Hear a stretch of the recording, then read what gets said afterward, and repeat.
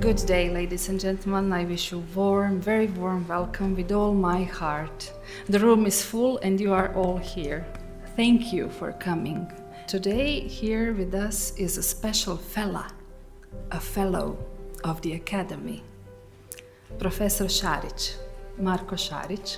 I wish to thank you for being with us whenever we needed you and whenever we have asked, you have supported us. Thank you, Professor Šarić, so much.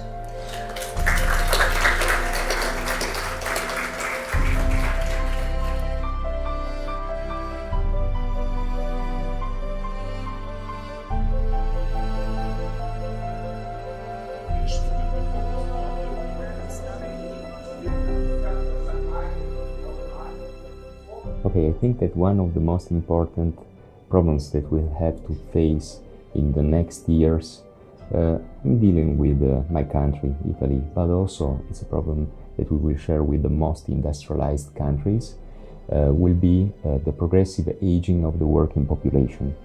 And it's a big challenge for us to think about how to handle it, how to manage their health and support older workers who have an illness. And OSH professionals will need to be very well trained to generate evidence on worker health problems and to translate that evidence into a driving force for government to implement new policies and new actions for this problem. Well, I feel the most important thing or the issue to be addressed in the next 5 years in occupational health would be a latency in recognition of emerging hazards associated with newer technologies and complex processes. Well, the most important challenge in my field of work would be garnering support for basic occupational health services among the various stakeholders, both at the national and the international levels, and especially the occupational fraternity in India, to transform the concept of BOHS project towards a BOHS movement. I think the most important thing to be addressed in occupational health is the health of agricultural populations. We know that the majority of people globally work in agriculture and farming, and yet they have the worst health outcomes and occupational outcomes of any population. So that's the most important thing, I believe. In the context of South Africa and Africa, I would say the most important is political will. And the reason I would say political will is because many things in the African region would happen if there is political support that will translate into policy for governments. I would say the most important challenge that I think about is worker training and worker education about the hazards and risks that they face in their work environment, because we do need to make them aware of what it is that they would face that will have impacts in their health in the long term. For me, as a consultant and a teacher in occupational medicine, it's very important to make the bridge between our experiences and the experiences that are important in other countries. So to bridge the cultural differences and also the knowledge bridge, that's one of the issues that is important, I think. It is the problem of increasing access to occupational health services. Teaching all kinds of experts in occupational health. Our project, AGROSH Plus, is focused on producing this kind of materials and to prepare physicians to face in the agricultural sector that we hope is growing in the last years and will grow.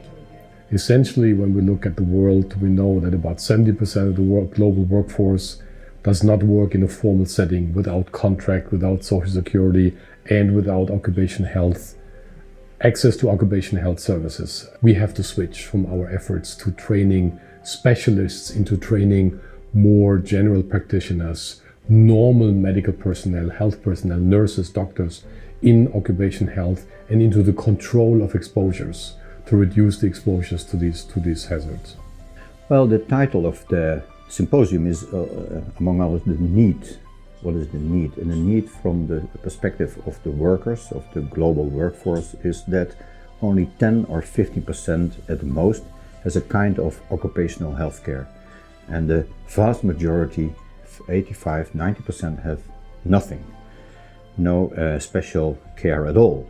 So I think that is the biggest challenge for the coming 5 years, or let's say 25 years to come.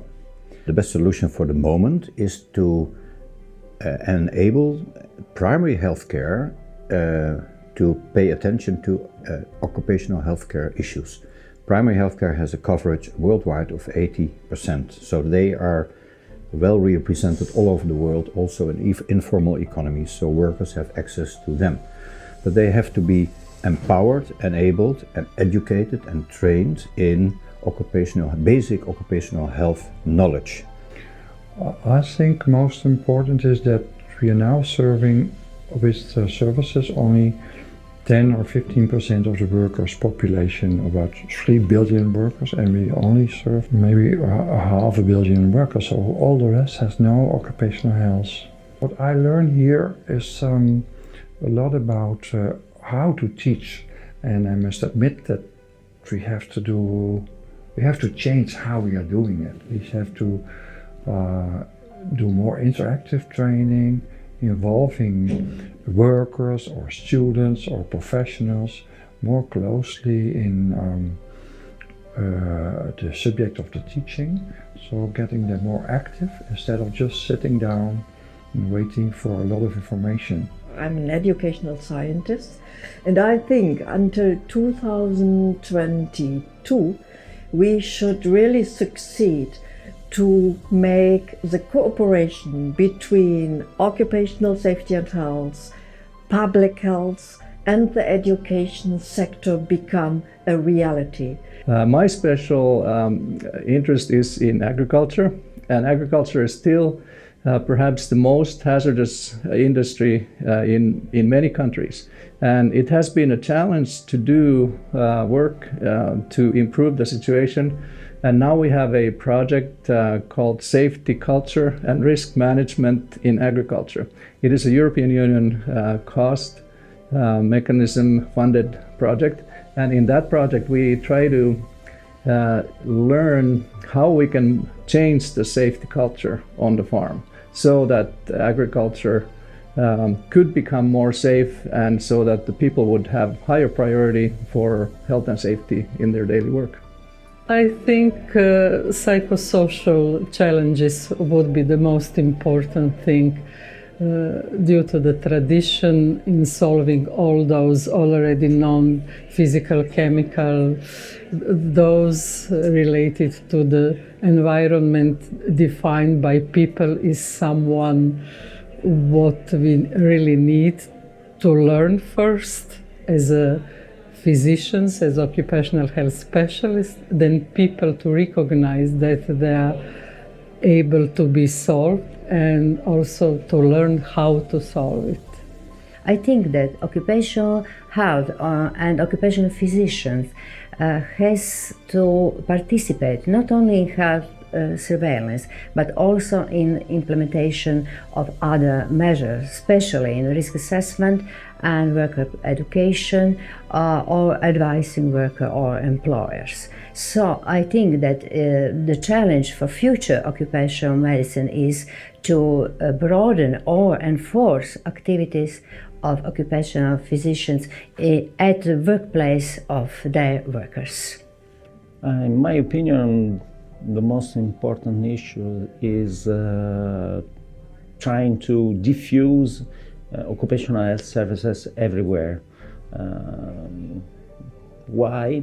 Because, in my opinion, all the workers everywhere, every worker has the right to be covered by occupational health services, and because we discovered many things about prevention of diseases and injuries, and so it's important, it's relevant that all the people everywhere could be addressed to the prevention of occupational injuries and diseases. We have to evaluate the effectiveness of our interventions, of our preventive interventions, to demonstrate that the interventions are working, are effective, and so we have to promote studies of a certain level of quality to obtain these results, so to demonstrate that the interventions are effective.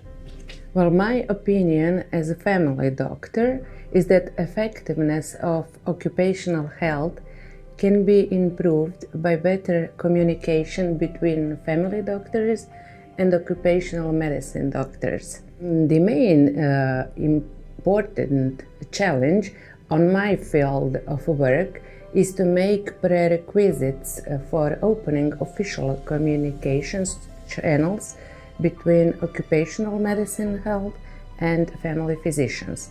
The most important things to address in occupational safety and health over the next few years is to address the safety culture at work. The most important challenge that we have is training workers to understand hazards and to be able to control hazards at the workplace. And being able to control hazards will make the workplaces safer for everybody.